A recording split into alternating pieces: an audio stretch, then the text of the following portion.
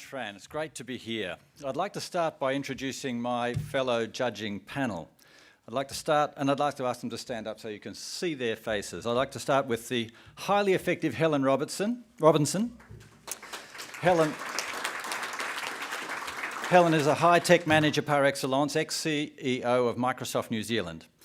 The highly intelligent Ray Thompson. Where's Ray? Oh, right at the back. Thank you. Ray is a professional director, chair of the Angel Association of New Zealand, and he was definitely our ideas man on the panel. Thank you, Ray.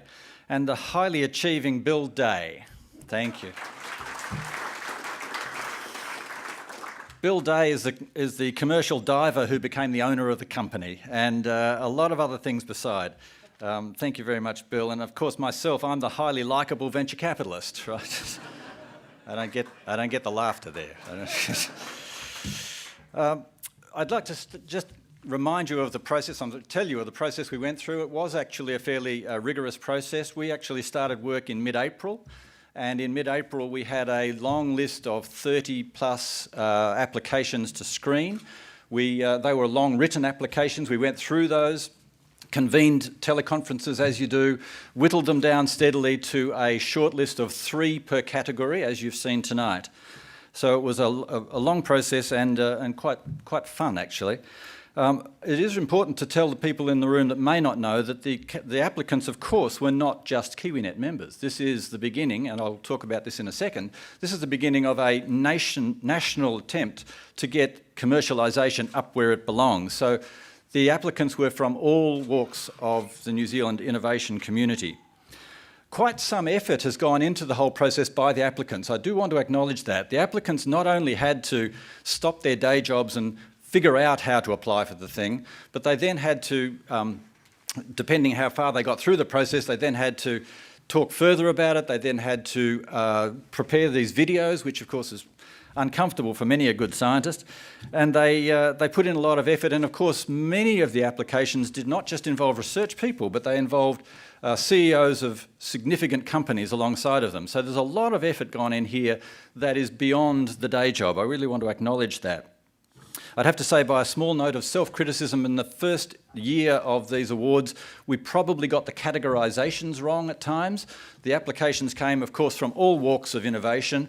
We had 4 categories, and it was a little bit of an exercise to try and sort them initially. I think we'll get better at that through time. The process we've gone through is very similar or akin to the KiwiNet's investment committee process. The investment committee is a wonderful beast. It's actually a very large committee that determines all the investments that KiwiNet sanctions, a large committee dominated by a small group of independents. That says something too about not only the collaborative attitude of KiwiNet, but it also says something about that generosity of spirit, where the KiwiNet members have almost delegated away the power over the investments back into their own organisations of their own money towards making it as good as it can be. We have here Andrew Turnbull, one of the independents, who will be taking back the chair of the investment committee from me tonight, whether he likes it or not. We have Ruth, who is also one of the independents, and we have a delightful Australian by the name of Dean Moss, who couldn't be here tonight. But those 4 independents have an enormous say inside the committee, and it's worth everybody realising that that's one of the strengths of the KiwiNet model. Tonight is the first foray into this glorious awards program. I'd like you to note that it was 1929 when the Academy Awards began. In 1929, 270 individuals gathered at a private function, look at this, at a private function to announce the best performers in stage and screen.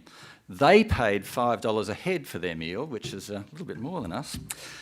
They are now attracting a global audience of 40 million. Now, maybe that's not the long-term goal, but really it is what I would like to draw to your attention is that this is what KiwiNet intends to be the beginning of something big.